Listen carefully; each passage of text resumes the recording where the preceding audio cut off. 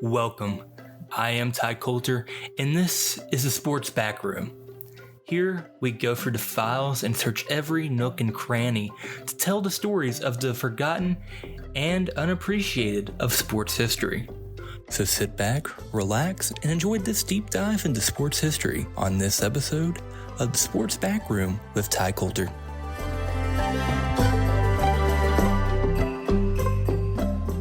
Hello and welcome to the Sports Backroom. I'm your host, Ty Coulter, where we're going to deep dive into sports history and find the underappreciated and often forgotten figures in sports history. Today, we're going to start our sports history journey with a name that may sound familiar to you, but rest assured, I doubt many know the full story of the big cat, Ernie Ladd. Born in 1938, Ladd was born in Rayville, Louisiana, but moved to Orange, Texas in his early childhood. With these small beginnings, Ladd grew to be everything but. Ernie would grow to be 6'9" and weigh upwards of 315 pounds. Larger than life was more than a phrase for Ladd, it was his life. He attended Orange, Texas' first all-black high school, Wallace High, and became a multi-sport athlete. He played football under legendary Texas high school football coach Willie Ray Smith. He also played basketball, which got him a scholarship to Grambling State University. While he was there for a basketball scholarship, he still found most of his success on the gridiron. He played under legendary football coach Eddie Robinson, who coached at Grambling State from 1941 to 1997 and won multiple black college football championships. It's safe to say that Ladd's athleticism and size was definitely a game changer for him on the field. It's also why he ended up continuing his sporting career in football and not basketball.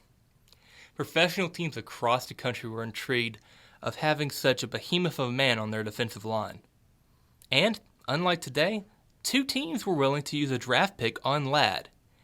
Yes, Ladd entered the professional football scene at an interesting time. The American Football League had just finished its first season in 1960 and was already looking like a serious competitor to the already established NFL.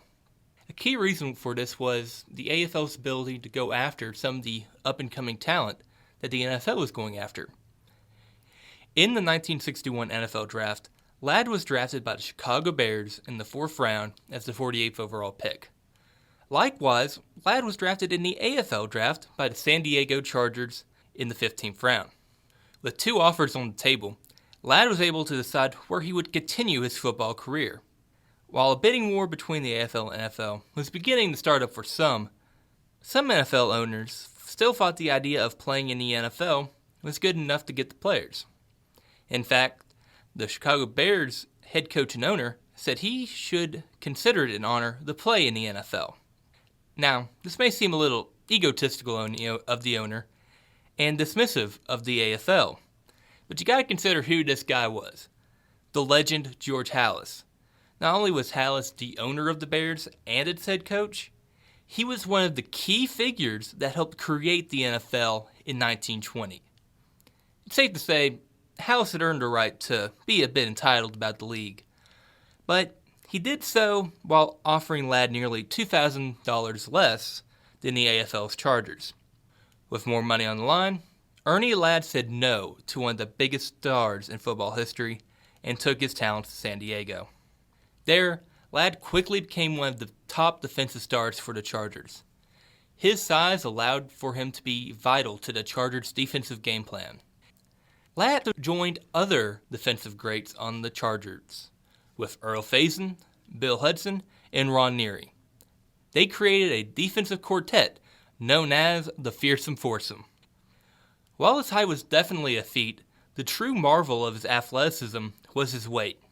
Throughout his playing career, his weight flexed from 290 to 320 pounds. While this may seem average for a defensive tackle today, this was still the period in the sport where 250 pounds was seen as monstrous. So you can only imagine how the fans and the other players reacted to Ladd. Other players on the field, such as center John Morris, made the comparison of lining up against him as being locked in a closet because you could never see the goalpost or the other linebackers. Size aside, Ladd was a dominant football player. Under head coach Sid Gilman and assistant coach Chuck Noll, who later won multiple Super Bowls with the Pittsburgh Steelers, Ladd and the Chargers won 46 games in 5 years and won the 1963 AFL Championship.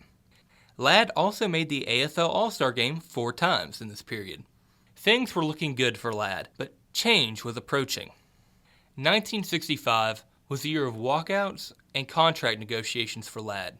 In early January, Ladd and 19 other black AFL All-Stars announced that they would not be participating in that year's All-Star Game in New Orleans, as an act of protest of the racism that they experienced in their short time there.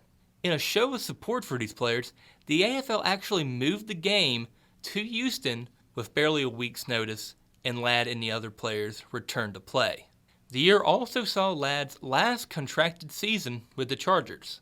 Ladd and the Chargers attempted to get a contract, but by either a lack of wanting to pay Ladd the reported $20,000 that he had been talking about, or just a lack of communication between the parties, Ladd did not re-sign with the Chargers.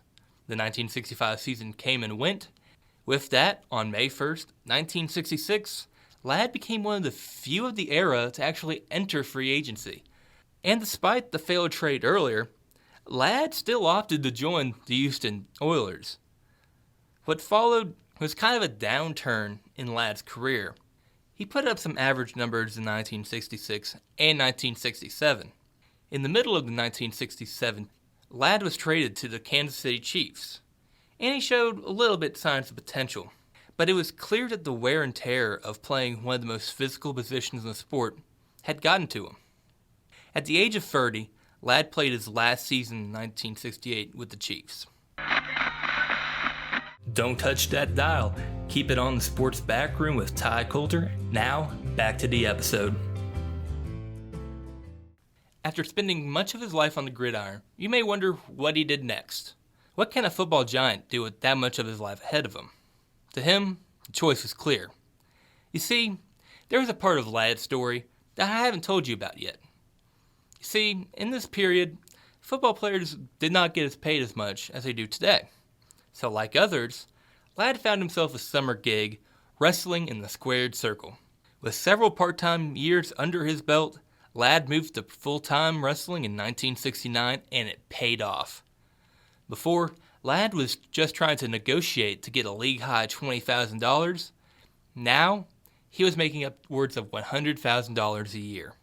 Ladd may have been appreciated by the fans in the AFL, but in the wrestling ring, he decided to become a heel, aka a bad guy. This was a bold decision, as there had never really been a black heel in the wrestling territories up to this point. In most cities, black wrestlers were some of the favorites depending on the local black population. And in other areas, black wrestlers were getting booed just for the color of their skin. So it did not make sense for them to actually try to be bad guys and further put their safety at risk. This did not stop Ernie Ladd from becoming one of the biggest heels in the sport. His wrestling style was dominant, and his promos managed to get the fans rowdy. His promo style in particular was very loud and dominant. He would berate the TV interviewer by calling him Mr. TV Announcer Man, and he called his opponents a wide range of names. In one particular promo, he called Andre the Giant Andre the Dummy nearly 10 times in the matter of around 45 seconds. Now, while Ladd made a career out of being a heel, he was also able to be a good guy every once in a while. Thanks to the territory system, Ladd and other wrestlers could move from territory to territory and essentially start a new story or gimmick. Sometimes this led to Ladd occasionally becoming a babyface, or a good guy. This was something he actually pulled off very well, maybe too well. In the Cleveland territory in 1974, Ladd was attacked by heel wrestler Ox Baker in the ring. Baker was a vicious heel and had actually had opponents of his die after matches with him. While these instances were not actually caused by Baker, in kayfabe, or wrestling canon if you will, their deaths were caused by Baker's most vicious move, the heart punch.